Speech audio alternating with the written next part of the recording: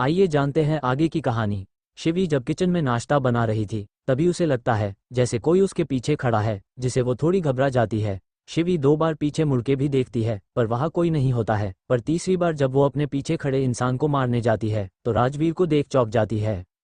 जिसके बाद राजवीर, शिविन और शिवी तीनों साथ में नाश्ता करने डाइनिंग टेबल पर बैठ होते हैं। तभी वह राजवीर के मामा जी निखिल आते हैं, जिनके आते ही शिवी की आंखें बड़ी आ जाती है। शिवी को ध्यान से निखिल को देखती है और अचानक उसे ध्यान आता है कि वो जब किचन में थी और उसे लग रहा था कि कोई उसके पीछे है, तब वो निखिल था, क्योंकि निखिल के परफ्यूम की महक उस वक्त शिवी को आ गई थी। शिवी हैरानी से निखिल को ही देख रही थी। तभी राजवीर शिवी के कंधे पर हाथ रखता है, जिसे शिवी सेंस में आकर राजवीर को देखने लगती है। राजवीर शिवी को देख पूछता है, क्या हुआ, कहाँ खोई हो?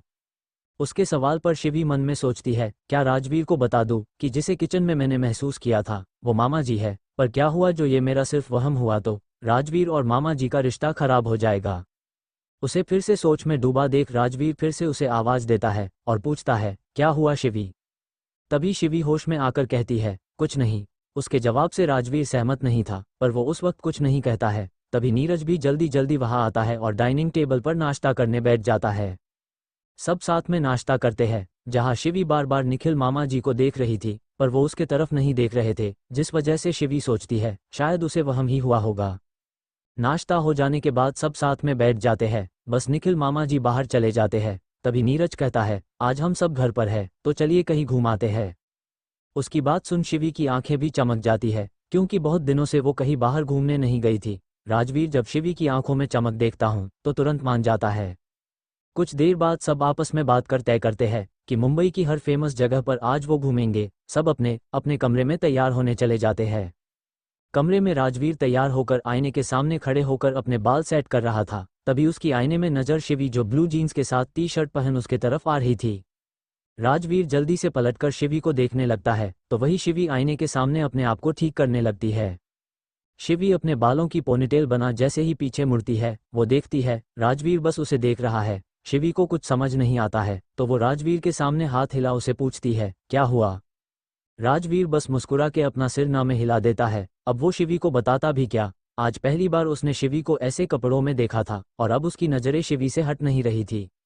राजवीर शिवी का हाथ पकड़ उसके साथ बाहर निकलता है, जहां उन्हें नीरज और शिविन पहले से तैयार मिलते हैं, जिसके बाद वो चारों घूमने निकल जाते हैं। चारों मुंबई के gateway India, marine drive, Juhu beach और ऐसे ही बहुत सारी जगह घूमते हैं और सबसे आखिर में रात का डिनर करने एक 7 स्टार होटल में जाते हैं।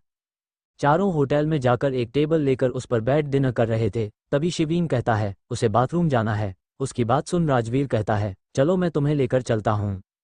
उसकी बात सुन नीरज उसे रोक कहता है, आप रहने दो भाई, मैं लेकर जाता हूँ। इतना बोल वो शिवीन को अपने साथ लेकर बाथरूम जाता है।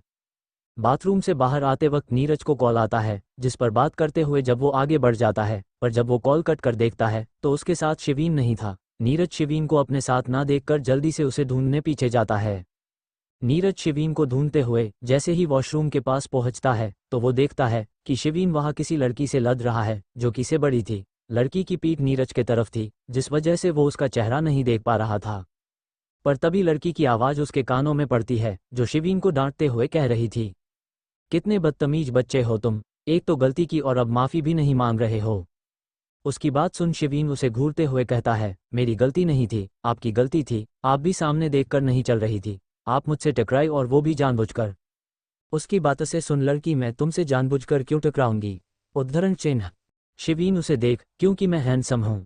उसकी बात सुन लड़की अपना मुंह खोले शिवीन को देखती है और फिर अपने कमर पर हाथ रख शिवीन को घूरते हुए कहती है, और अगर मैं ये कहूँ कि तुम मुझसे जानबूझकर टकराए? उसकी बात सुन शिवीन कहता है, मैं ऐसा क्यों करूँगा? उसके सवाल पर लड़की कुछ कहती उसे पहले शिवीन कहता है, और तुम तो खूबसूरत भी नहीं हो। उसकी बात सुन एक बार फिर लड़की का मुंह खुला का खुला रह जाता है और वो शिवीन को उंगली दिखा कहती है, अच्छा एक तो सीना चोरी और ऊपर से जोरी। उद्धरण चिन्ह। उसकी बात सुन शिवीन उसे अजीब तरह से देखता है और कहता है, ये क्या है? उद्धरण चिन्ह। लड़की, अरे तुम्हें नहीं पता, ये कहावत है।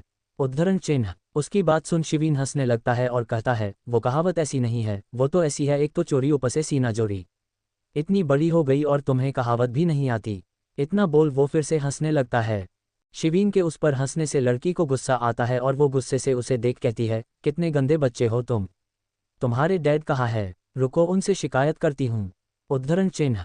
उसकी बात सुन शिवीन की नज़र लड़की के पीछे से आ रहे नीरज पर जाती है, जो वो जल्दी से नीरज के तरफ इशारा कर कहता है, वो रहे मेरे पापा। इतना बोल वो नीरज के तरफ भागता है। यहाँ नीरज भी उसे अपने तरफ भागते हुए आते देख चौंक जाता है, पर तभी शिवीन आकर नीरज के कमर से पकड़ लेता है और कहता है, पापा।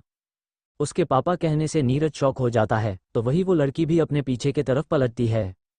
लड़की पीछे पलट जैसे ही नीरज को देख वो हैरान हो जाती है और उसके मुंह से धीमे निकलता है, नीरज।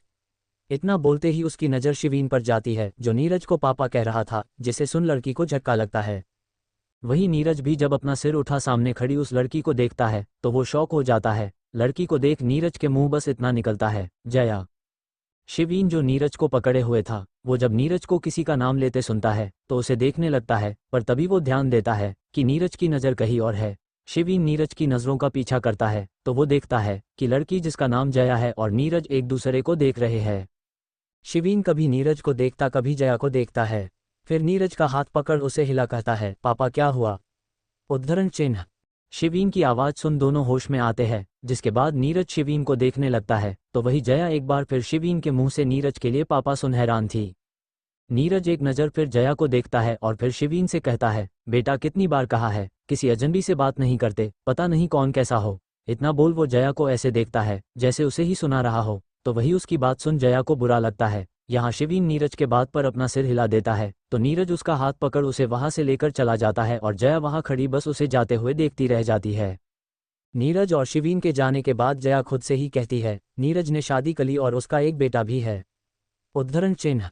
यहाँ शिवीन और नीरज राजवीर और शिवी के पास आते हैं, तो उन्हें देख राजवीर कहता है, इतनी देर कहाँ लगा दी? उसके सवाल पर नीरज तो कुछ नहीं कहता है, पर शिवीन कहता है, वो वहाँ एक खूबसूरत लड़की मुझे छेड़ रही थी, इसलिए देर हो गई। उसकी बात सुन शिवी उसे मुंह खोले देखने लगती है, तो वही राजवीर हंसने लगता है। तभी शिवीन नोटिस करता है कि नीरज कहीं खोया हुआ है। कुछ देर बाद सब घर के लिए निकल जाते हैं। घर आकर राजवीर और शिवी अपने कमरे में सोने चले जाते हैं, तो वही नीरज और शिवी अपने कमरे में आते हैं। कमरे में आने के बाद नीरज सोफे पर उदास होकर बैठ जाता है, तो शिवीन उसके पास आकर पूछता है, क्या वो आपकी एक्स गर्लफ्रेंड थी? उद्धरण चिन्ह। उसका सवाल सुन नीरज हैरानी से शिवीन को देखने लगता है।